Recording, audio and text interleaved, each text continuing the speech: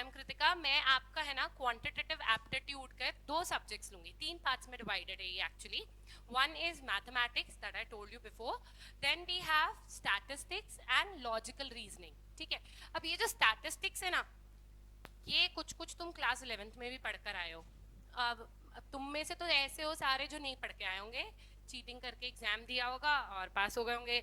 या मुझे कल परसों तो एक चीज और, ऑफलाइन दिया था क्या? अच्छा, तो कोई बात नहीं, वो तो पूरे साल इतना सारा चीटिंग कर लिया कि साल में कॉम्पनसेट हो गया होगा। कल परसों मुझे पता चला कि कुछ बच्चों ने तो है ना पेपर भी नहीं लिखा है। फ्रेंड का पेपर व्हाट्सएप आता था, उसी को ही अपने नाम चेंज करके मेल कर देते थे। सम ऑफ द स्टूडेंट सेड कि मेरे तो भाई बहनों ने एग्जाम दिया जो सीनियर थे, ठीक है, तो उन्होंने भी एग्जाम तो नहीं दिया एनीवेज, या मम्मी पापा की हेल्प या किसी से हेल्प लेके एग्जाम दिया। So anyways statistics I check कितनी आती है आपको, ठीक है, ऑफलाइन दिया तो थोड़ा तो पढ़ के दिया होगा। And the last section is L R. See statistics and maths इन दोनों की तो सेम वेटेज है, 40-40 मार्क्स। 100 मार्क्स का पेपर होता है आपका पूरा, उसमें से 40-40 मार्क्स तो आपके स्टैटिस्टिक्स के और मैथ्स के। 20 marks is for your L R, logical reasoning. Now this logical reasoning is very important for you all. CA वाले है ना सिर्फ पढ़ाई में ही रह जाते हैं, लॉजिकली कुछ सोच ही नहीं पाते हैं। उनकी एलआर मेंटल एबिलिटी बहुत ही वीक रह जाती है थोड़ा सा, इसलिए ना उनको लॉस भी हो जाता है। जो कॉम्पिटिटिव एग्जाम्स होते हैं ना, जैसे कोई आईएएस वगैरह के लिए फाइट करता है या आगे कोई कॉम्पिटिटिव एग्जाम गवर्नमेंट जॉब्स के लिए करता है, तो वहाँ पे आपको पता होगा there is a section known as mental ability या रीजनिंग। ऐसा कुछ शब्द सुना है कभी? रीजनिंग वाला पार्ट जो है, हम लोग अभी सीए ने सीपीटी के बाद, सीपीटी में नहीं था ये वाला section, then afterwards this is a very good thing which ICAI has introduced. So they have introduced 20 marks की logical reasoning for you people in order to build up your thinking skills. ठीक है, क्योंकि generally क्या होता था, जितने भी CA वाले हैं ना, वो सिर्फ अपने वो अकाउंट्स और कैलकुलेटर चलाने में ही रह जाते थे। उनको कैलकुलेटर ही चलाना आता था, दिमाग चलाना कम आता था। ठीक है, तो अभी हम लोग है ना आपके ब्रॉडनिंग ऑफ माइंड पे वर्क कर रहे हैं। So there will be logical reasoning also, that will be very very very interesting for you people. It will be actually very interesting. I have noticed बच्चों को बहुत मजा आता है इसको करने में, क्योंकि इसके लिए कुछ प्रायर पढ़ाई करने की नीड ही नहीं है। There is nothing to need read, कुछ भी लर्न नहीं करना है आपको, उसी टाइम अपना दिमाग चलाना है, दैट्स इट। चल गया तो पूरा 1 नंबर, नहीं चला तो 0.25, और अटेम्प्ट नहीं किया तो 0। 3 options है, right? Now let's start. See, we'll be seeing statistics में 6-7 chapters, and in LR there will be 5 chapters of 20 marks. ठीक है? Now here there is no chapter wise weightage. तो आप मुझसे ये मत पूछना कि मैम ये वाला चैप्टर डिफिकल्ट लग रहा है, कितने मार्क्स का है, छोड़ दे क्या? नो, आईसीएआई ने ये चीज कभी भी आउट नहीं करी कि कितना वेटेज होगा किसी भी पर्टिकुलर चैप्टर का।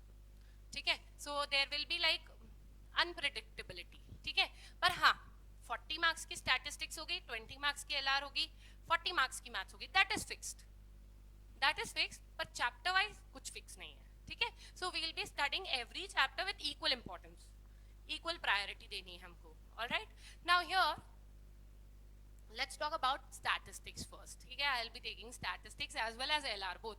तो आज हम लोग statistics से start करते हैं, क्योंकि थोड़ा बहुत तुमको पहले से आता है ना, तो I just wanted to check कि क्या आता है। नहीं आता है? बुक नहीं खरीदी? पीडीएफ तो होगी, वो भी नहीं ली? अदिति सॉरी, अंजलि आती है? ठीक है, चलो अंजलि आंसर करेगी क्वेश्चंस को। ठीक है, अमन आती है? ओके, और आपको आती है कि जयांश? आती थोड़ी थोड़ी, ओके। पीछे वालों के मेरे को नाम ही नहीं पता है यार, इन दोनों ये सबको मैं जानती हूँ। प्रणव आती है क्या? कौन सी स्कूल से आप? ऑफलाइन दिया था ऑनलाइन? ऑफलाइन, हाँ फिर तो थोड़ा बहुत तो पढ़ा होगा। ऑनलाइन वालों ने तो नहीं पढ़ा होगा डेफिनेटली, है ना? नहीं पढ़ा ना यार, ये तो लॉजिकली सही है यार। मैं तो खुद ही कहती हूँ नहीं पढ़ना, क्या सेंस है, जब चीटिंग करके देना है तो क्या पढ़ना, क्यों टाइम खराब करना, देख लेंगे नेक्स्ट ईयर, निमेट लेंगे, आएगा तो। राइट, सो टीचर नेक्स्ट ईयर वाला टीचर जाने उसकी जिम्मेदारी है, हम तो आ गए बस अंजुल सर के माथे। बस सर आती नहीं है 11th के अकाउंट्स, तो 12th भी पढ़ा दो 11th भी पढ़ा दो, ऐसे होंगे ना बहुत सारे जने, देर आर मेनी पीपल। अच्छा अकाउंट्स अंजुल सर से पढ़ी थी, अच्छा, और जिन्होंने नहीं पढ़ी थी ऐसे बहुत भी होंगे जिन्होंने नहीं पढ़ी थी। कॉमर्स अभी तक नहीं देखा, व्हाट डू, मुझे भी नहीं आती डेबिट क्रेडिट, मुझसे भी मत पूछना, I am also very poor at that. So ना मुझे ये पता है डेबिट क्या होता है, क्रेडिट क्या होता है। हाँ मुझे एक लाइन ज़रूर पता है, debit what comes in, debit credit what goes out. उल्टा बोला सीधा बोला? सही बोला है ना, ये एक लाइन आती है बस, क्योंकि मैं कई बार कुछ लेक्चर्स में सुनती रहती हूँ, पास में मेरी क्लास होती है तो इधर सुनाई देता रहता है थोड़ा बहुत, बस वही ओवर हर्ड ही किया है, बाकी पता नहीं डेबिट क्या होता है और क्रेडिट क्या होता है। पैसे आ जाते हैं तो हाँ ठीक है, नहीं आते हैं तो भी ठीक है, ठीक है। So let's start with statistics of CA foundation. Here the chapters will be of varying complexity. कुछ chapters easy होंगे, कुछ chapters difficult होंगे. Statistics is considered to be the lifeline for non-math students. क्योंकि see generally it is a common perception, जिसको maths नहीं आती ना वो maths में ज़्यादा दिमाग भी नहीं लगाता है, वो ट्राई करता है छोड़ यार नहीं हो रहा है, या जो easy chapters हैं वो हो रहे हैं, difficult वाला वो skip मार देता है. So for them anyways you need to pass कैसे भी करके, ठीक है। तो चाहे स्टैटिस्टिक्स में 40 लाओ, चाहे स्टैटिस्टिक्स एलआर में मिला के 40 लाओ, चाहे थोड़ा सा मैथ्स में मिला के 40 ले आओ, so that is up to you, right, how you have to get 40 marks. Now here non maths वाले specially they have an advantage here, क्योंकि यहाँ पे है ना प्रैक्टिकल के साथ साथ थ्योरी क्वेश्चंस भी आते हैं। मैथ्स में there is no theory, maths में तो कोई नहीं पूछेगा ना a+b का होल स्क्वायर टिक कर दो, nobody will ask, right? There is only application based questions in maths, but in case of statistics you have theoretical chapters also, you have practical chapters also. Practical chapters में भी there is theory, so anyways यहाँ पे theoretical questions भी होते हैं along with practical questions. तो हम लोग है ना कुछ specific concepts भी learn करेंगे जिसपे से theory questions आते हैं, और practical questions तो हम लोग practice करते ही रहेंगे, हमारी book में भी काफ़ी questions दे रखे हैं, so we'll be doing the practical questions also, right? LR is completely practical, वहाँ पे कुछ भी theory नहीं होता है, there is nothing to learn also. The only thing which I require in LR is practice. You have to practice. In LR there is no other key to success, only practicing. Teacher आपको कितनी बार भी पढ़ा दे, अगर आप घर पे जाके 4 बार खुद अपने हाथ से नहीं करोगे you will not get, या फिर बिना टीचर की हेल्प से नहीं करोगे तो नहीं आएगा।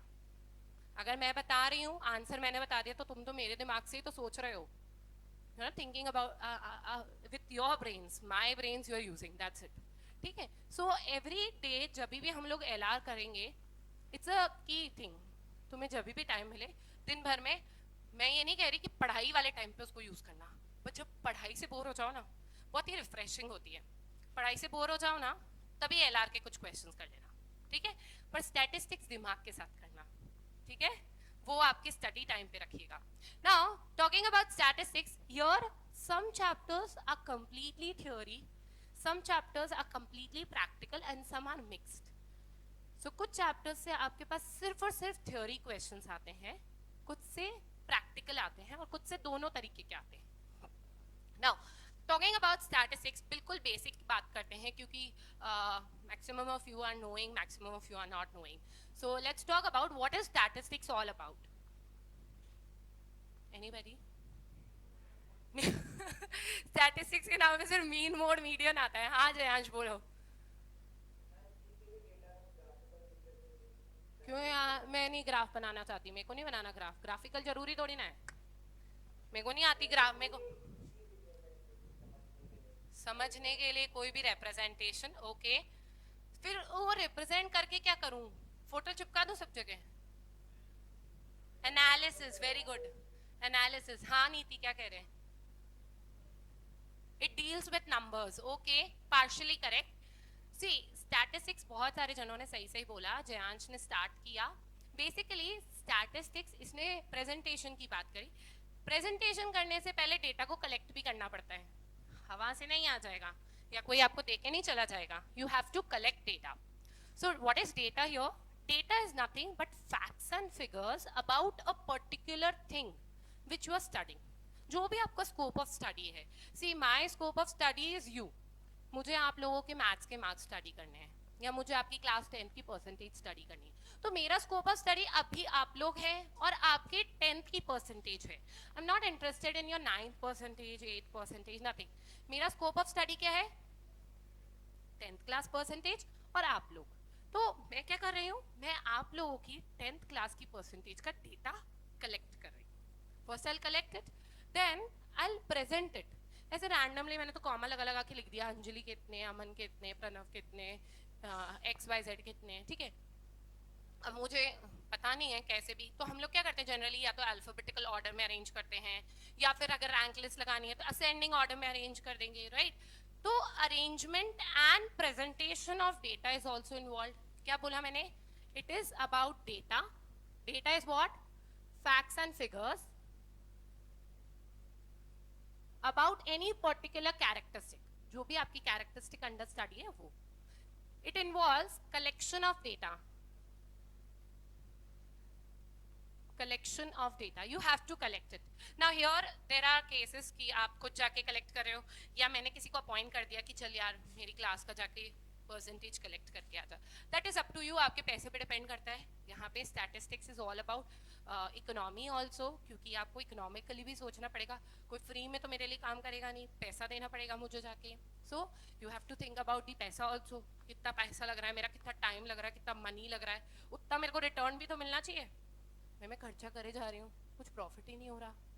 सो that ways, so statistics is about collection of data, then it involves presentation of data, a proper presentation and arrangement of data. Why it is needed? Presentation और arrangement से हम हमारे डेटा को एक ऑर्डर में सॉर्ट कर देते हैं, arrange it in a particular order.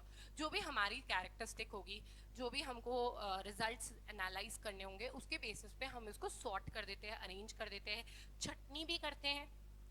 कई बार ऐसा होता है ना, वो बच्चा मेरे लिए ना 5 सब्जेक्ट्स के मार्क्स लिया है, but I am not interested in 5 subjects के marks, I am interested only in maths and science के मार्क्स।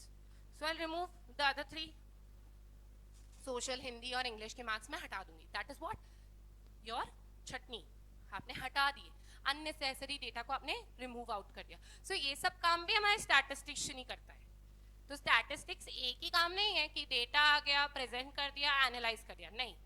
डेटा आ रहा है, आपको उसको फिल्टर करना है।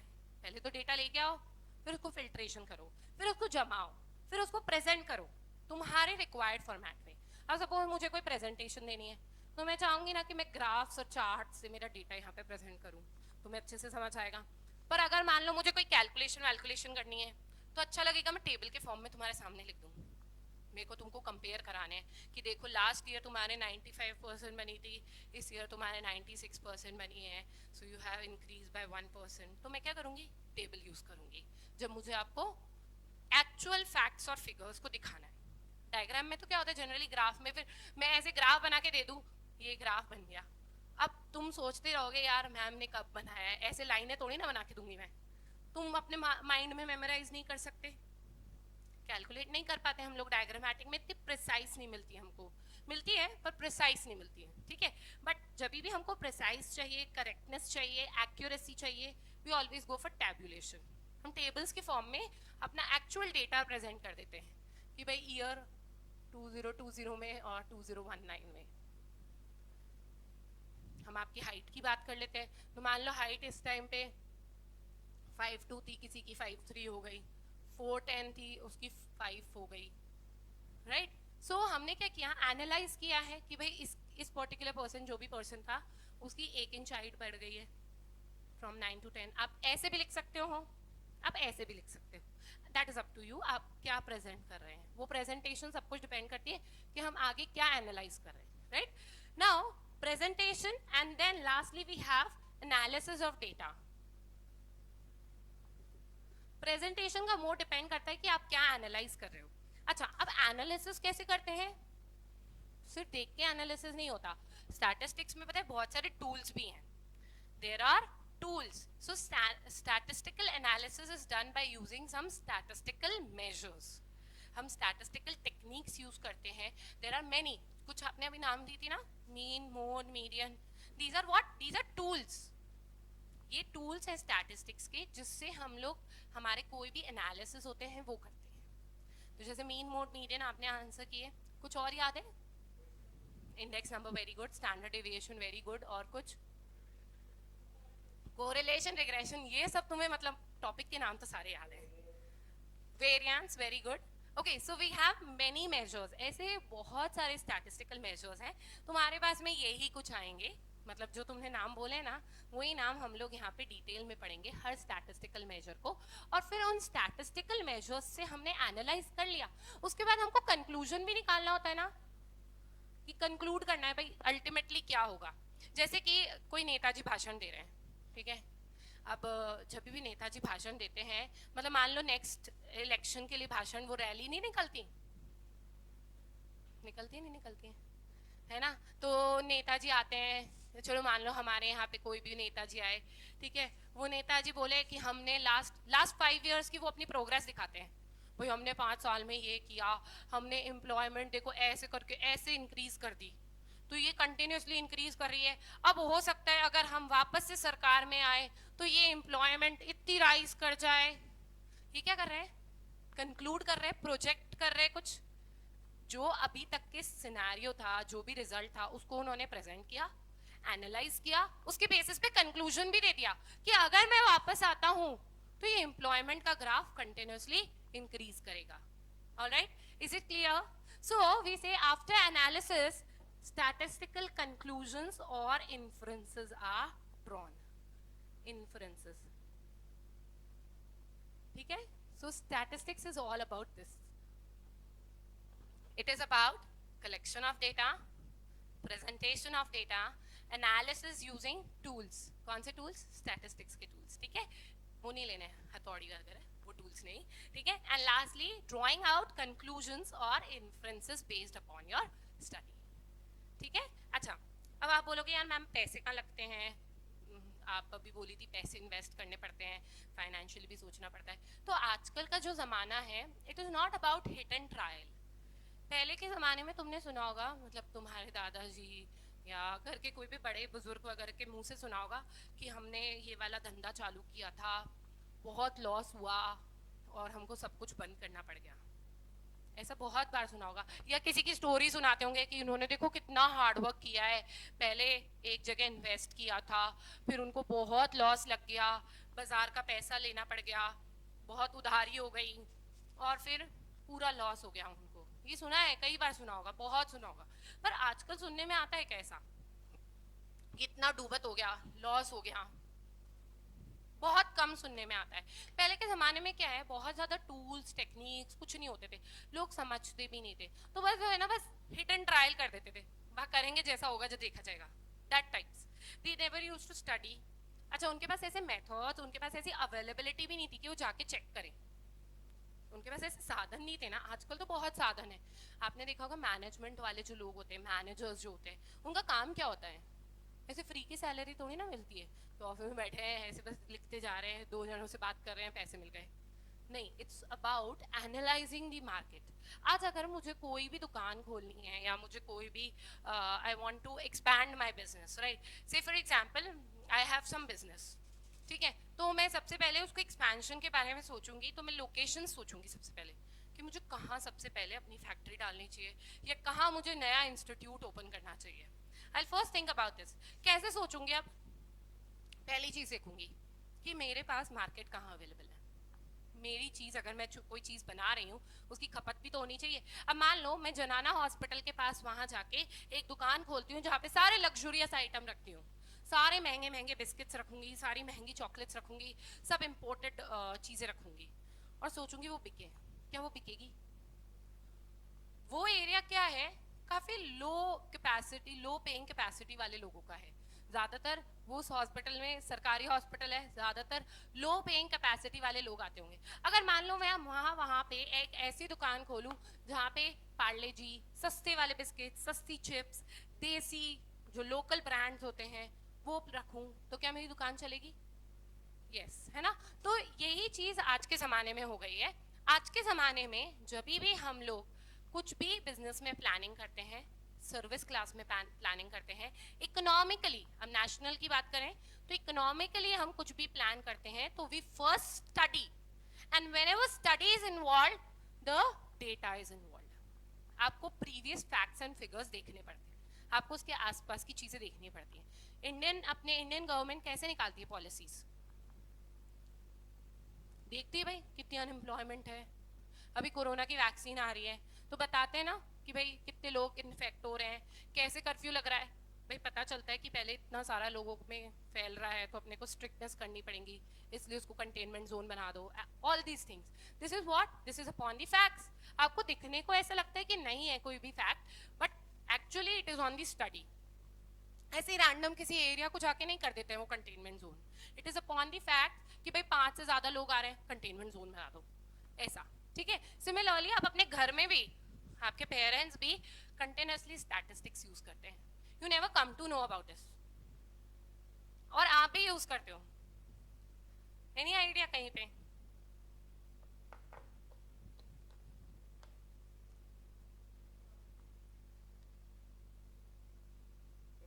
ग्रोसरीज, हाँ आप क्या बोल रहे हो? Where to spend the pocket money, very nice, good. और गाड़ी जब, very nice, very good observation यार। गाड़ी जब खरीदते हैं तो दुनिया भर के तो यूट्यूब वीडियोस देखते हो, दुनिया भर के रिव्यूज देखते हो। हाँ, कोई सा भी इलेक्ट्रॉनिक गैजेट, ओके।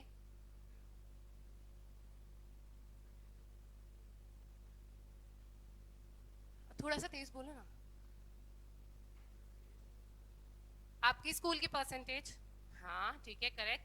अच्छा, एक एक और बताऊं, कई बार है ना पापा डांटते हैं, मतलब इट्स वेरी कॉमन, कई बार डांटते हैं इस बार बिजली का बिल ज्यादा कैसे आया।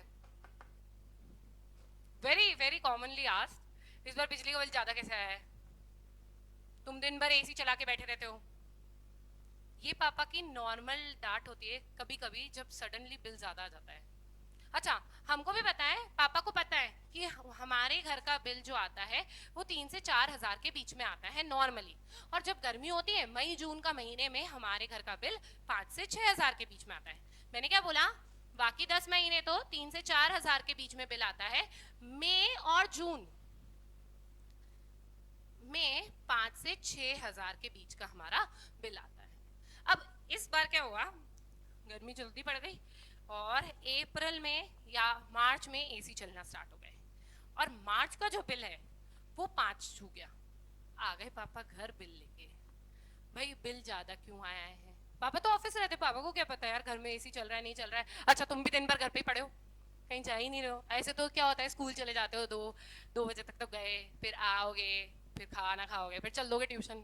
अभी तो आधे बच्चे तो ऑनलाइन ही है, ठीक है, स्कूल तो जा ही नहीं रहे हो, ट्यूशन 1 घंटा आते हो चले जाते हो, ठीक है। तो अब तो तुम पूरे दिन घर पे और चिलेंगे एकदम मस्त, माहौल बना लिया, सेट कर लिया, पढ़ाई वढ़ाई करनी नहीं है। 11 में यही क्या होगा, माहौल सेट कर लिया, एसी वेसी चला लिया, टीवी कनेक्ट कर लिया, नेटफ्लिक्स, आ जाओ भी, 2 4 दोस्त भी आ गए और यहीं पे मूवी थिएटर बन गया है। ऐसा हुआ होगा। खूब तो तुमने टीवी की बिजली जलाई होगी, खूब तुमने एसी चलाया होगा, और लाइटें नहीं जलाई होंगी, क्योंकि थिएटर जैसा फील तो कैसे आएगा, रात अंधेरा करो, अच्छा बढ़िया से स्क्रीन पे चला ली, ठीक है, और 2 4 दोस्त को और बुला लिया, ठीक है। सो पॉपकॉर्न वॉपकॉर्न का भी सेटिंग था, या चिप्स विप्स का, नाचोस वाचोस, सबने अपनी सेटिंग कर रखी थी। लड़कियां अपने आप खाना बना लेती थी, लड़के कुछ ना कुछ ले आते थे बाहर से, ठीक है। तो अब आपका जो बिल आया वो तो काफी हाई आ गया। बापूजी घर आए, बोले बिल क्यों ज्यादा आया है।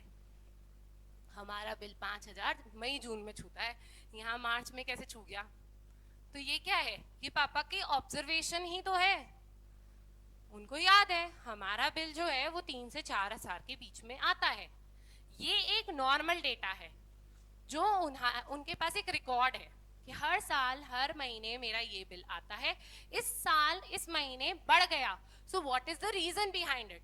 सो all these exceptional cases, then आपने कहीं किसी ने बोला तो पॉकेट मनी कैसे स्पेंड करें, वो भी आप डिसाइड करते हो। हर महीने आपको पता होता है कि I have to spend 1000 in my mobile bill or recharge, then some other 1000 on my some other stuff, and 2 3,000 4,000 आपने अपनी पॉकेट मनी पापा से ले ली, ठीक है। देन वंस इन सम और द अदर मंथ आपको 1,000 रुपये पहले उधार लेने पड़ गए, पापा नेक्स्ट मंथ की पॉकेट मनी पहले दे दो, तो फिर पापा जी पूछते हैं, भाई कहाँ खर्चा किया आपने?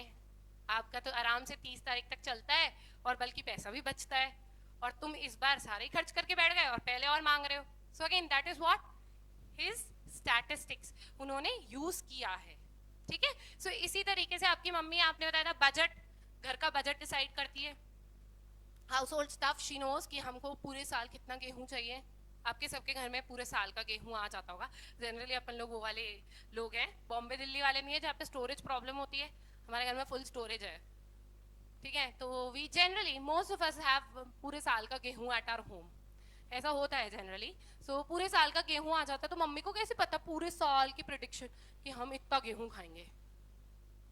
क्योंकि वो पूरे साल ध्यान रखती है। किसी साल जैसे कम हो जाता है तो उनको पता चल जाता है कि हाँ इस साल अपने गेहूं कम पड़ रहा है, नेक्स्ट ईयर थोड़ा सा ज्यादा मंगाना है।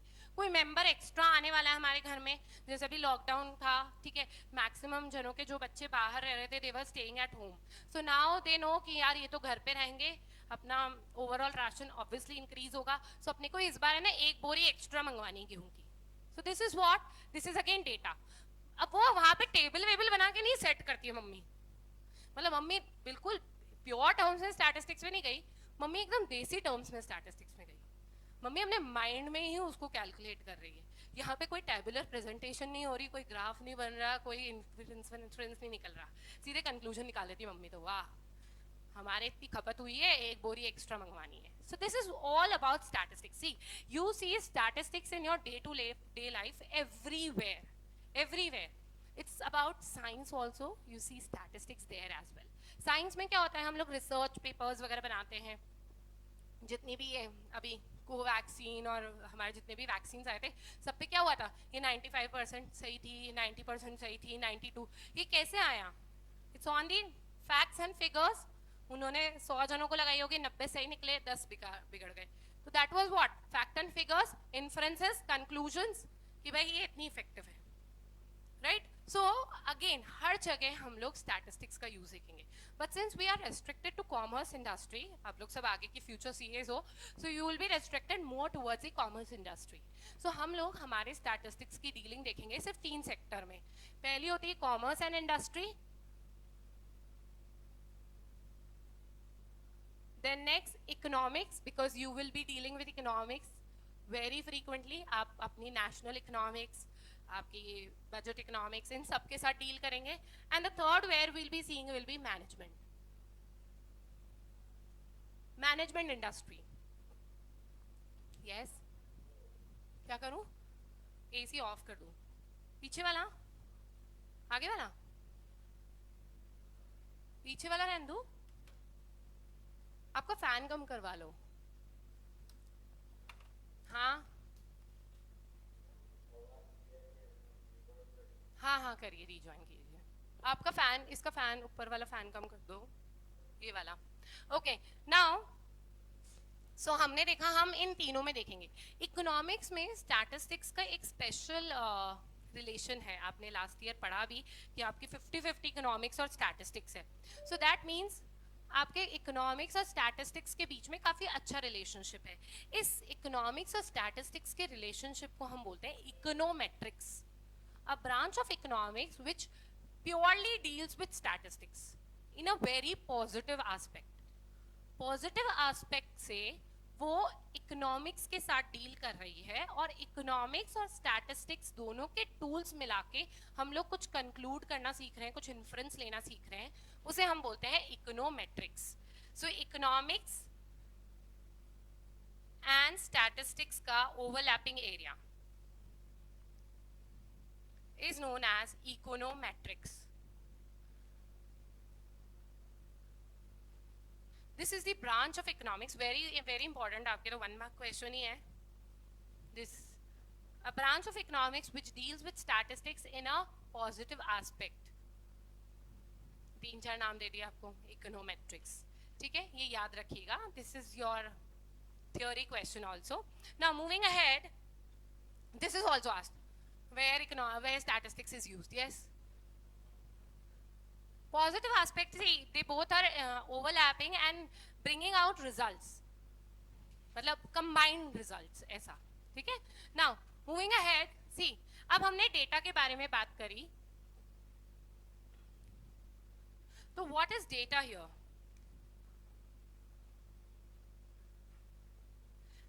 नीति ने मुझे बोला था इट डील्स विद नंबर्स, है ना, पर स्टैटिस्टिक्स में पता है सिर्फ नंबर्स का खेल नहीं है, it is about both quantitative data as well as qualitative data. मतलब अगर मैं आप लोगों की ईटिंग हैबिट पूछ रही हूं, तो ईटिंग हैबिट थोड़ी ना 1 2 3 4 होती है। Eating habit can not be 1 2 3 4, it will be simply या तो वेजिटेरियन या नॉन वेजिटेरियन, यही होगी, right? Then if I ask you your nationality, चलो यहाँ पे तो कॉमन नेशनैलिटी है इंडियन, इसमें भी 1 2 3 4 नहीं चलेगी, राइट? सो इकोनॉमिक्स या हम कह सकते हैं स्टैटिस्टिक्स जो है that deals with both qualitative as well as quantitative data. पर क्या है कि हम लोग क्वालिटेटिव डेटा है ना, जिसमें क्वालिटी दे रहे हैं हम लोग कि मैं वेजिटेरियन हूँ, मैं नॉन वेजिटेरियन हूँ, उस केस में क्या है हम लोग कुछ भी कैलकुलेशन नहीं कर सकते। ऐसे करोगे 2 बार वेजिटेरियन आ रहा है, 3 बार नॉन वेजिटेरियन आ रहा है, ऐसे नहीं कर सकते हम। तो हम क्या करते हैं, हम लोग इस क्वालिटेटिव डेटा को कुछ मेथड्स से क्वांटिटेटिव डेटा में कन्वर्ट करते हैं, क्योंकि स्टैटिस्टिक्स की जितने भी टूल्स है वो क्वांटिटेटिव पे अप्लाई होते हैं। So it deals with both, the data can be both quantitative, quantitative का मतलब समझते हैं क्या होता है क्वांटिटेटिव?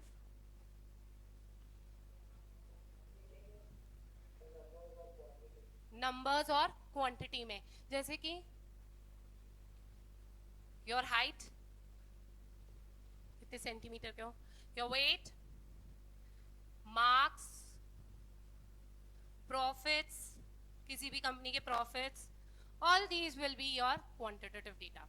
अच्छा, कोई पूछे मैम पॉजिटिव नेगेटिव डेटा हो सकता है क्या? हाँ हो सकता है, क्वांटिटेटिव में कुछ भी हो सकता है। न्यूमेरिकल वैल्यू में it can B positive also negative also.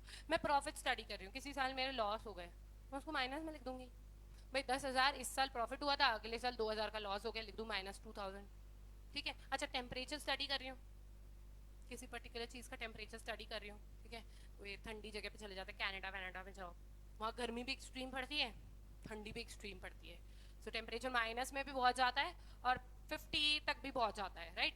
So again वहाँ पे जब आप टेम्परेचर स्टडी करेंगे तो you will be having quantities in all variety, minus, zero and positive values. So whenever we are studying about quantity it can be both positive negative as well as zero values. Zero भी होती हैं, आप में से किसी के zero आ गए, कुछ भी नहीं अटेम्प्ट कर गए, जीरो, ना नेगेटिव हुआ ना पॉजिटिव हुआ, जीरो। कोई इतना था कि उसको तो हर क्वेश्चन में जय माता दी करनी है, अक्कड़ पक्कड़ बम्बे वो करना है, अब वो तो सारे तुक्के थोड़े ना कोई सही होते हैं यार, तो कुछ सही होंगे कुछ गलत होंगे, ज़्यादातर किस्मत फूटी होती है, ज़्यादा गलत ही होते हैं, ज़्यादा तुक्के नहीं बैठते हैं। थोड़ा सा बेसिक नॉलेज होनी चाहिए तुक्के मारने के लिए भी। आई विल ऑलवेज सजेस्ट कि तुक्के थोड़ी सी बेसिक नॉलेज से मारें, क्योंकि माइनस भी जाता है। तो क्या होता है, आप में के मार्क्स नेगेटिव में भी हो सकते हैं, जब भी ऐसे कॉम्पिटिटिव एग्जाम्स होते हैं you have marks in negative also, ठीक है। पहले के टाइम पे IIT JEE में तो बहुत नेगेटिव मार्क्स भी आते थे लोगों के, अभी तो आज सच नहीं रहता क्योंकि परसेंटाइल रिजल्ट रहता है ज़्यादातर, पहले तो नंबर्स आते थे तो लोगों के नेगेटिव मार्क्स भी जाते थे, right? So negative marks will also come under your quantitative data, you have, बस हम उसका साइन के साथ पुट करेंगे, we have to make sure you put the sign, right? Next, what about qualitative? Qualitative is about some quality. कई बार नहीं बोलते ये बहुत अच्छा बच्चा है, bright student है, या कई बार है ना मैम पूछती है कैसा बच्चा है ये, तो हाउ डू यू से एक बिलो एवरेज स्टूडेंट है, अब एवरेज स्टूडेंट है, पुअर है ये, किसी को ऐसे थोड़ी ना कोई पूछता है यार उसकी इनकम कैसी है, तो तुम्हें उसकी इनकम थोड़ी ना पता है, तुम क्या बोलते हो यार ये कंपैरेटिवली पुअर है थोड़े से, ऐसे बोलते हो ना, ये इकोनॉमिकली वीक है। कोई जनों के लिए तुम बोलते हो इकोनॉमिकली साउंड है, तुम्हें उनकी एग्जैक्ट इनकम थोड़ी ना 4 करोड़ छापते साल के, ये थोड़ी ना पता है, या 4,000 रुपये महीना भी नहीं कमा पाते, ऐसा भी नहीं पता है। तो how do you use a quality, you put a quality there कि लो इकोनॉमिकली साउंड नहीं है, ठीक है, या लो इकोनॉमिक स्ट्रेंथ है इनकी, किसी के बोले भाई बहुत सही पैसे वाले हैं, बहुत वेल ऑफ है ना, तो उस केस में हम लोग सिर्फ क्वालिटी ही यूज करते हैं। सो क्वालिटेटिव डेटा में आपकी ईटिंग हैबिट्स हो गई, नेशनैलिटी हो गई, good bad, there are students है ना, गुड बैड भी बोलते हैं, अच्छी आदत बुरी आदत, 1 नंबर की आदत 2 नंबर की आदत तो कभी नहीं बोलते ना.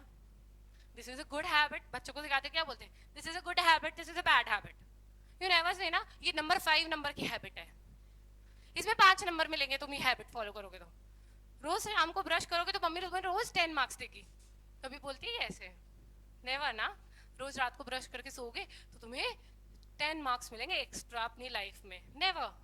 ऐसा बोला जाता है this is a good habit, if you are sleeping by brushing your teeth, it's a good habit. तुम है ना रात को चॉकलेट्स आइसक्रीम खा के बिना ब्रश किए सो रहे हो, बैड हैबिट. ऐसे ही सिखाया जाता है. नेवर ऐसे बोला जाता है नेगेटिव मार्किंग होगी अगर तुम लोग रात में सोए, ब्रश करके नहीं सोए और खूब मीठा खा के सो गए, ऐसा नहीं बोला जाता. सो सम एस्पेक्ट्स वी से सम कैरेक्टरिस्टिक्स. स्टैटिस्टिक्स में हम लोग डेटा किसी भी जिस भी हेडिंग के अंदर कलेक्ट करते हैं उसको हम कैरेक्टरिस्टिक कहते हैं.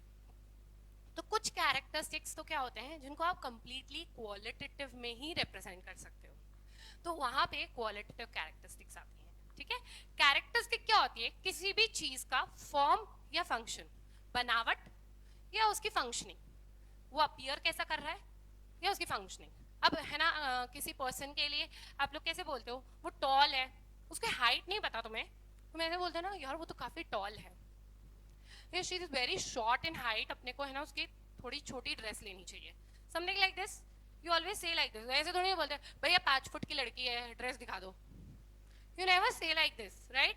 अच्छा, किसी के लिए ड्रेस खरीदो तो ऐसे भी बोलते हो ना, अच्छा बिल्डअप है उसका, थोड़ा मोटा होता है कोई पर्सन तो आप बोलते हो भैया थोड़ा उसका अच्छा बिल्डअप है, एक्सेल साइज दिखा देना. यू से लाइक दिस है ना. तो आप किसी को बोलते हो 20 साल की लड़की है तो वो 20 साल के हिसाब से दिखा रहा है, फिर आप क्या बोलते हो, अरे भैया पतली दुबली है बहुत ही, थोड़ा छोटा साइज दिखा दो, something like this. You always say like this है ना. यू नेवर से बहुत ही पतली सीकड़ी सी है कुछ नहीं है. ठीक है, ऐसे नहीं बोलते हो ना जाके कि भैया ये साइज हो. You never say, right. So same applies यहाँ पे भी.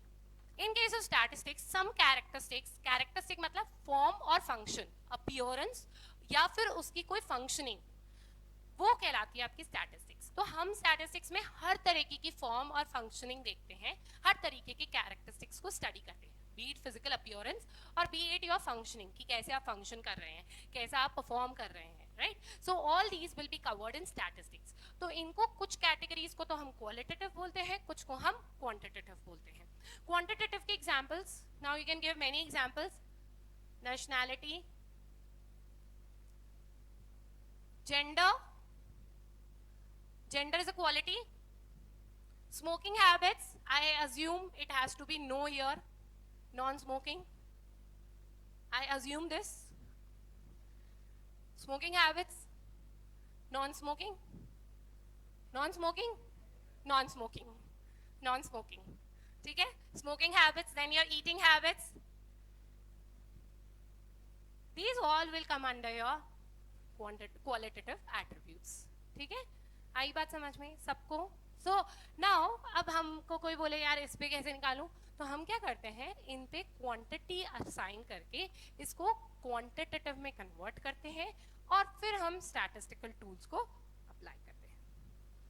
Although this conversion is not considered in our syllabus, but हमें पता होना चाहिए क्योंकि स्टैटिस्टिक्स दोनों के साथ डील करता है. तो how will you deal with qualitative data. So we convert qualitative to quantitative and then use it. आई बात समझ में सबको, is it clear? All right. Now the number of data, variety of data देख ली भाई, क्या क्या वेराइटी होती है. अब कितना डेटा चाहिए फॉर स्टैटिस्टिक्स, कितना अमाउंट चाहिए. अकेले पर्सन के डेटा में क्या कंपेयर करोगे, मेरे मार्क्स 94 आए, क्या कंपेयर करूं, किसे करूं, कुछ नहीं. अगर मैं बोलूं मेरे मार्क्स 94 आए और अंजलि के मार्क्स 95 आए, तो कंपैरिजन हो सकता है, एवरेज निकल सकता है, ग्रेटर देन लेस देन निकल सकता है. मतलब क्या मैं कह सकती हूँ कि स्टैटिस्टिक्स या कंक्लूजन्स या इन्फरेंसेस तभी निकल सकते हैं जब आपके पास मल्टीपल डेटा हो. सिंगल डेटा का तो कोई सेंस ही नहीं है. इस महीने का बिल हमारा 5,000 आया, अब इसे क्या डिटरमाइन करूँ. हो सकता है एक्सेप्शनल मंथ हो ज्यादा आ गया, हो सकता है एक्सेप्शनल मंथ हो कम आ गया. जनरली 10,000 आता है, इस बार पता नहीं कैसे 5,000 आ गया. सो एक डेटा की कोई इंपॉर्टेंस नहीं है स्टैटिस्टिक्स में. Statistics always deal with a collection of data. You should never have one data. एक डेटा से आप कुछ भी टूल नहीं लगा सकते, कोई इन्फ्रेंस नहीं लिख सकते, कोई कंक्लूजन नहीं निकाल सकते. सो वी से statistics always deals with collection of data, or we say multiple data. Single data has no importance. ये याद रख लीजिए line. Single data has no importance in statistics. हाँ भाई पीछे क्या हो रहा है? पढ़ा तो कुछ है नहीं, बैग पहले गिर गया और मोबाइल भी साइलेंट पे नहीं है. जिसका भी है please keep it on silent. ठीक है, ये single data has no importance in statistics. ये चीज आपको याद रखनी है. कोई आपसे पूछे कि मेरे पास एक डेटा है, can I apply statistics? No. ठीक है, मेरे पास एक्स वाई जेड के मार्क्स हैं, can I apply my statistical tool? X Y Z के मार्क्स है, I can apply X Y और जेड. नहीं, एक पर्सन नहीं था, एक्स वाई जेड नहीं था, एक्स वाई एंड जेड था. ठीक है, मेरे पास एक्स वाई और जेड के मार्क्स है, can I apply statistics? Yes. आपके पास जैसे ही दो या दो से ज्यादा डेटा होते हैं, you can easily use statistical tools. Alright, is it clear everybody? The next, let's talk about statistics के अंदर फैक्ट्स और फिगर्स की ही बात करते हैं, और ये फैक्ट्स और फिगर्स कलेक्शन से मिलते हैं आपको. नाउ हियर स्टैटिस्टिकल इन्फरेंसेस जब हम इन फैक्ट्स से निकालते हैं, तो ये एक स्पेसिफिक सेट ऑफ कंडीशन को सेटिस्फाई करके निकालते हैं.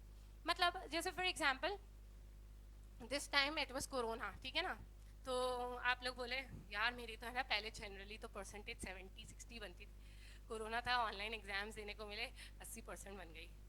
ठीक है, या फिर रहता है तुम लोग कैसे बोलते हो, how much did you score? कोई भी टीचर पूछता है ना how much did you score? I score 90%. You had online और ऑफलाइन एग्जाम्स?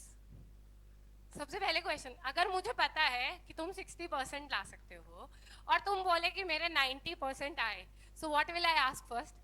ऑनलाइन थे तेरे ऑफलाइन थे एग्जाम्स? सिंपल क्वेश्चन था. कैसे बताऊं मुझे? ये मैंने सोचा इसके 90% तभी आ सकते जब इसने ऑनलाइन एग्जाम दिया होगा. एक स्पेसिफिक सेट ऑफ कंडीशंस को सेटिस्फाई करके ही इसके 90% आए. So how this inferences are made? They always are made on making some conditions. एक रेस्ट्रिक्शंस बना दी हमने कि ये सेट ऑफ कंडीशन सेटिस्फाई होंगी तो ऐसा होगा. ऑलराइट, अगर नॉर्मल सिनेरियोज रहे, अगर ऑनलाइन एग्जाम देने ही मिले, तो इस साल मेरी परसेंटेज 90 बनेगी. आप लोग बोलते हो ना, पर सडनली कोरोना गया और एग्जाम्स ऑफलाइन हो गए तो मार्क्स नीचे. तो हम जब भी स्टैटिस्टिक्स में कोई इन्फ्रेंस निकालते हैं, हम ये अज्यूम करके चलते हैं कि ये कंडीशन सेटिस्फाई होंगी. तुम लोगों ने लॉ ऑफ डिमांड पढ़ा? ये आता है सबको कि प्राइस बढ़ती है तो डिमांड कम होती है. अच्छा, उस लॉ के थोड़ा बहुत तो याद होगा ना किसी को भी? एवरीबॉडी, इतना बेसिक तो ध्यान होगा कि इनवर्सली प्रोपोर्शनल होते हैं. अच्छा, लॉ ऑफ डिमांड कैसे लिखते हो? किसी को पूरा लॉ ऑफ डिमांड याद है क्या? वो जो एक्चुअल पूरा लिखते हैं ना statement, state law of demand. कोई भी? एनीबॉडी? मुझे नहीं आता. रटा नहीं मारा? अच्छा, मुझे थोड़ा सा रटावा है. The price of a commodity और the demand of a commodity is inversely proportional to its price, keeping all the other factors constant. Is this याद है? ये तो याद है थोड़ा सा. Keeping all the other factors constant. Now here all the other factors constant का मतलब है कि कुछ war, famine, ऐसी कोई catastrophic event नहीं हुआ, कोई कमी नहीं पड़ी, कोई necessity good नहीं था. ठीक है, कोई नया उसका कॉम्पिटिटर नहीं आया. ये सब अपन बेसिक मान के चले हैं और उसके बाद अपन ने ये लॉ दिया है. तो अगर इनमें से कुछ भी गड़बड़ हो जाता है तो आपका लॉ वैलिड होता है क्या? नहीं. तो उस केस में आपका लॉ वैलिड नहीं होता है. Correct? This is true. So हम बोलते हैं स्टैटिस्टिकल इन्फ्रेंसेस जो होते हैं वो एक स्पेसिफिक सेट ऑफ कंडीशंस को ध्यान में रख के बनाए जाते हैं. If any of the conditions get deteriorated or get disturbed, the entire conclusion may also go wrong. ठीक है, तो एक पर्टिकुलर सेट ऑफ कंडीशंस में ही ये चीज फॉलो करेगी. अगर इन कंडीशंस में तुमने कुछ छेड़खानी की तो फॉलो नहीं करेगी। वही चीज़ मैंने जैसे तुमको एग्जाम्पल दिया ना एग्जाम का, कि भाई अगर ऑनलाइन चलते रहे तो इस बार 90 पक्के हैं। तुम मान के चल गए, तुमने स्पेसिफिक सेट ऑफ कंडीशंस क्या बनाई, ऑनलाइन चलते रहे मतलब कोरोना चलता रहा और आपने कंक्लूड किया क्या 90 आएंगे पापा 90, और पहले बोल देते पापा क्या दिलाओगे ये बता दो, सिंपल है ना। अब क्या हुआ, सब सेटिंग वेटिंग कर ली, पापा से 90 आएंगे, पापा ने बोला ये दिला देंगे, बात खत्म। अब एकदम से क्या हुआ, स्कूल खुल गए। स्कूल वालों ने बोला आके देने हैं ऑफलाइन एग्जाम्स। अब आप बोले यार गया आज का गिफ्ट। तो या तो एक्सेप्शनल कंडीशन तुमने पढ़ाई चालू कर दी, बट दैट इज रेयर, ठीक है, बहुत मुश्किल है कि भाई वो चीज़ चाहिए ही चाहिए तो तुम कर लोगे। पर अगर ठीक है नहीं, अपनी जो है अपनी आदत वही रही, तो क्या होगा, आपके 90 नहीं आएंगे। तो आपने जो कंक्लूड किया था, अगर वो सेट ऑफ कंडीशंस खराब हो गई तो आपका कंक्लूजन भी फेल हो गया, correct. So here also the same thing applies. Statistics में हम लोग कुछ पर्टिकुलर रेस्ट्रिक्शंस लगाते हैं, अगर वो रेस्ट्रिक्शंस कुछ वायलेट हो जाती हैं तो हमारे इन्फ्रेंसेस में go wrong. Alright, so statistical conclusions are made on a particular set of restrictions or conditions. If any of the condition is violated, the statistical inference may go wrong. So you can easily write this. Statistical inferences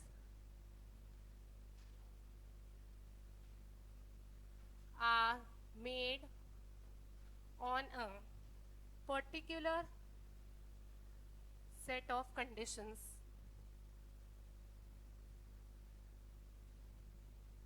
If any of the condition is violated, you have to write this. You have to write this. मुझे मजा नहीं आ रहा board पे लिखने में। If any of the condition is violated, the inference may go wrong.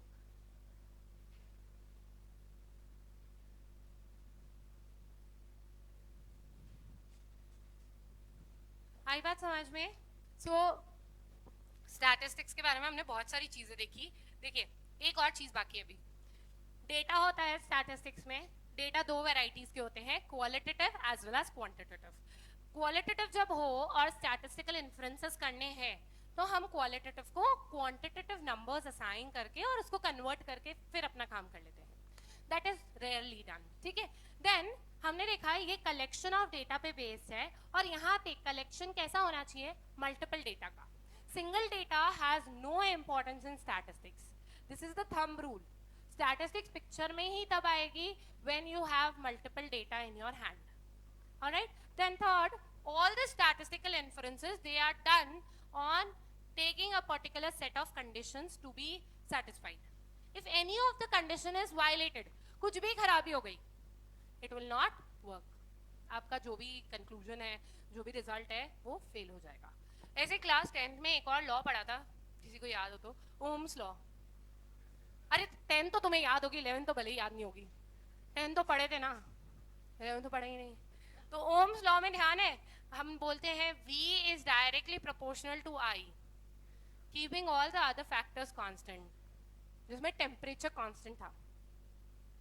Keeping temperature and pressure constant, V is directly proportional to I, है ना। अगर टेम्परेचर गड़बड़ा जाता है तो आपका ये प्रोपोर्शनैलिटी खराब हो जाता है, राइट और नॉट? ऐसा होता है ना, याद है कुछ? अच्छा चलो नहीं याद है, हम साइंस में कहाँ जा रहे हैं। कुछ और सोशल वाली चीज तुमको याद हो 10th की? मुझे नहीं याद है सोशल। ऐसा कोई और एक और ऐसी सेट ऑफ कंडीशंस में कुछ पढ़ा हो कभी, कोई लॉ इकोनॉमिक्स में? सप्लाई लॉ क्या कहता है? Price is directly proportional to supply. इसमें भी कुछ फैक्टर्स होते हैं कांस्टेंट रखने वाले, या एक्सेप्शंस होते हैं? होते हैं ना एक्सेप्शंस। इसका मतलब कुछ फैक्टर्स पर्टिकुलर कांस्टेंट होने चाहिए, और अगर उनमें से कोई भी गड़बड़ा जाए तो फिर आपका लॉ पूरा चेंज हो जाता है, मतलब इट विल नॉट फंक्शन। आई बात समझ में? नाउ सी, स्टैटिस्टिक्स जो है ये दो तरीके के लोगों के साथ डील करता है, हम कह सकते हैं दो एस्पेक्ट्स के साथ डील करता है। एक होता है यूनिवर्स। यूनिवर्स क्या होता है? जो भी आपका एरिया ऑफ स्टडी है उसे हम यूनिवर्स या हम कह सकते हैं पॉपुलेशन कहते हैं। जैसे अभी आप लोग मेरा एरिया ऑफ स्टडी हो, मैंने बोला मैं आपके मैथ्स के मार्क्स पढ़ना चाहती हूँ या मैं उनको स्टडी करना चाहती हूँ, तो अभी के लिए क्योंकि मैं आप में ही इंटरेस्टेड हूँ, so you will be my population, you are my population, ठीक है।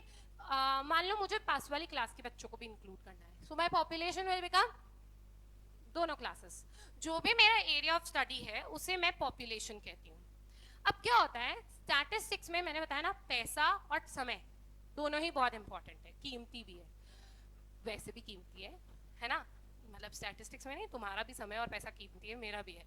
सो हम बात करते हैं जब पैसा और समय इन दोनों को कोऑर्डिनेशन सेट करते हैं, तो यार अभी तो चलो फीजिबल है, तुम 2 क्लासेस का मैं डेटा कलेक्ट कर लूंगी, but when I have a huge population, say for example I want to study about some particular type of disease or particular type of blood group for the population of Ajmer, Ajmer की population का मुझे एक blood group के बारे में study करना है, ठीक है। अब अजमेर की पॉपुलेशन बहुत बड़ी है, ठीक है।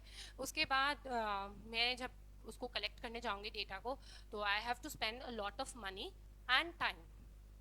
हो सकता है उससे मुझे इतना रिजल्ट नहीं निकले, मतलब बहुत ज़्यादा पैसा नहीं मिल रहा बाद में मुझे, तो what will I do, I will make samples.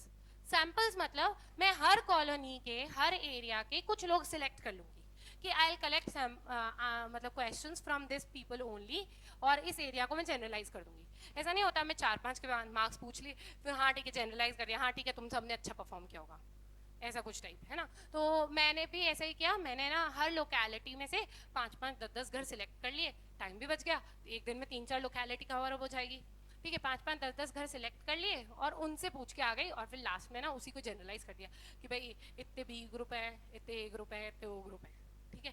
So that ways I did. जब हमने ऐसा किया कि मैंने सिर्फ पार्ट ऑफ पॉपुलेशन स्टडी किया, उसे मैं बोलती हूँ sample, this is my sample.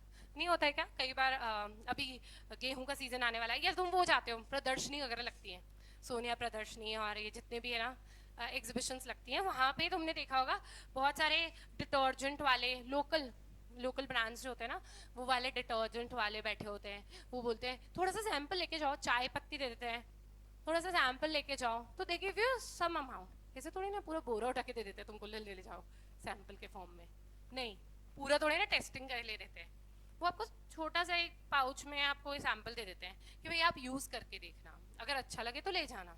Similarly suppose मुझे ना ये है ना सारी लाइट्स चेंज करवानी है, and I want to buy some new lights, so somebody told me कि हमारी लाइट है ना 1000 घंटे चलती है। उसने बोला 1000 घंटे चलती है, मैं कहा ठीक है भाई, अब मुझे मतलब बहुत सारी लाइट्स खरीदनी है, ये तो इस रूम की नहीं बहुत सारी लेनी है, मेरी फैक्ट्री है, 1000 बल्ब लगाने हैं मुझे, तो यार 1000 बल्ब लगाने हैं, और वो बोल रहा है 1000 घंटे मेरा बल्ब चलता है, तो यार मैं पता है क्या करूँगी, पहले चेक करूँगी ना, अगर 1000 घंटे चल रहा है तो मेरे लिए तो कॉस्ट इफेक्टिव ही है, तो मैं सोचती हूँ चल ठीक है 10-15 बल्ब खरीद के देख लेते हैं, और हम 10-15 बल्ब को जला के देखते हैं, फिर आप आगे खरीदते हो, right.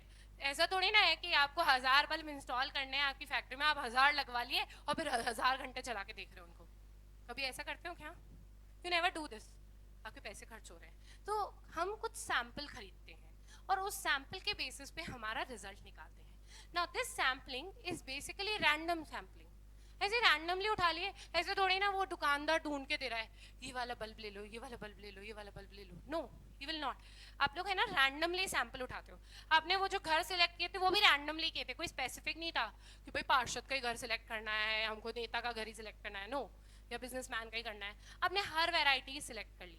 So that is what random sampling, randomly lottery based. मैंने तुम सबके नेम एक डिब्बे में डाल दिए and I have to send you for some movie, ठीक है, 3 जनों के नाम निकालना है, तो मैं रैंडमली, अभी ऐसे रैंडमली तो मुझे 3 ही नाम याद है, मैं तीनों थोड़ी ना बोल दूंगी, but I do, I ask all your chits inside, सबके एक एक डालूंगी, पार्शियलिटी नहीं करूंगी, ठीक है। और मैं रैंडमली एक एक निकाल ली, 3 चिट निकाली, उनको मूवी भेज दिया। सो that is what random sampling. तो रैंडम सैम्पलिंग के बेसिस पे हम लोग रिजल्ट्स निकालते हैं। तो जितने भी रिजल्ट्स होते हैं स्टैटिस्टिक्स में वो रैंडम सैम्पलिंग से किए जाते हैं। अगर आप लोग पार्शियल या बायस सैम्पलिंग करते हैं तो आपके रिजल्ट्स बिल्कुल अरेनियस हो सकते हैं। इसका बहुत अच्छा एग्जांपल देती हूँ। सपोज मैंने आपके स्टैटिस्टिक्स पढ़ा दिया और आपके मार्क्स आ गए टेस्ट वेस्ट में, है ना। अब अंजुल सर ने मुझे बोला कि मैम आपको इंक्रीमेंट तभी देंगे, खैर वो मुझे नहीं देंगे, मैं उनको दूंगी इंक्रीमेंट, ठीक है। इंक्रीमेंट तभी देंगे जब आपके बच्चों के मार्क्स है ना 60% प्लस आएंगे। अब यार पैसे की बात आ गई, मैं क्या करूँगी, मैं सारे वो बच्चों के मार्क्स उठाऊंगी जिनके 60% प्लस आए, दिखा दूंगी है 60% प्लस है, लाओ पैसे दो, ठीक है। पर ये क्या थी, बायस सैम्पलिंग, इसमें मेरा रिजल्ट पूरा गलत था, मेरा स्टैटिस्टिकल इन्फ्रेंस भी गलत था। मुझे क्या करना चाहिए था, मुझे रैंडमली 10 बच्चों के मार्क्स सिलेक्ट करने चाहिए थे और उनका एवरेज 60% प्लस अगर आता है तो पैसा मिलेगा, नहीं आता है तो नहीं मिलेगा। So statistics always deals with random sampling, all the results are based upon random sampling। या तो आप पूरी पॉपुलेशन कवर कर लो तो सबसे अच्छा है, उस केस में तो कुछ भी गलती नहीं होगी। पर क्योंकि हमेशा पॉसिबल नहीं है ना, मैंने बताया टाइम और पैसा दो एस्पेक्ट्स हमेशा ध्यान रखने हैं आपको। तो जब टाइम और पैसा इन्वॉल्व होता है तो हम सैंपल पे चले जाते हैं। अब सैंपल कैसे करने हैं, आपको रैंडम सैम्पलिंग करनी है। अगर आप बायस सैम्पलिंग करेंगे तो जितने भी आपके रिजल्ट्स हैं they will be only confined to you, आप उनको जनरलाइज नहीं कर सकते। So all the statistical inferences are based upon random sampling. जितने भी स्टैटिस्टिकल टूल्स, जितने भी स्टैटिस्टिकल कंक्लूजन्स होते हैं वो रैंडम सैम्पलिंग पे ही बेस्ड होते हैं। If you follow any other scheme of sampling, कुछ भी बायस कर लिया कि ये दो बच्चे तो आएंगे यार, मैं इनको जानती हूँ, इनको तो मैं मूवी भेजूंगी, और एक कोई सिलेक्ट कर लो, तो ये क्या हो गई, पार्शियल सैम्पलिंग, मतलब आधी रैंडम और आधी पार्शियल, तो अगेन गलत। तो यहाँ पे भी हमारा इन्फ्रेंस फेल हो जाएगा। So here we say all the statistical inferences are based on random samples. Random sample को हम लोग है ना लॉटरी सैम्पलिंग भी कहते हैं। लॉटरी में रैंडम ही होता है, कुछ भी बायस नहीं होता है अनटिल एंड अनलेस उन्होंने चीटिंग नहीं की हो, ठीक है। So we say all statistical inferences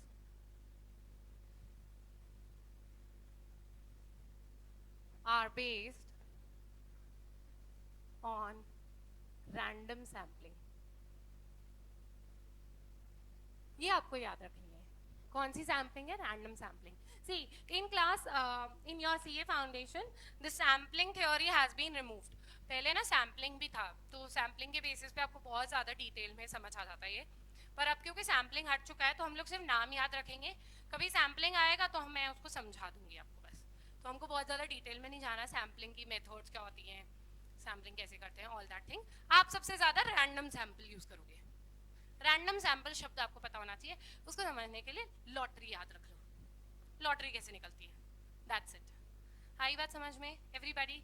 आप है ना वाइट टी शर्ट इस तरफ हो, दिख नहीं रहा क्या, तो इस तरफ प्रणव से अच्छी फ्रेंडशिप है, हाँ, फोर्स ऑफ अट्रैक्शन काफ़ी अच्छा है। सी इट्स ना कि मैं एक चीज़ पढ़ाती हूँ, स्पेस आपके बीच में स्पेस किस पे डिपेंड करती है, जितना आपका फोर्स ऑफ अट्रैक्शन है, स्पेस ज़्यादा है फोर्स ऑफ अट्रैक्शन कम है।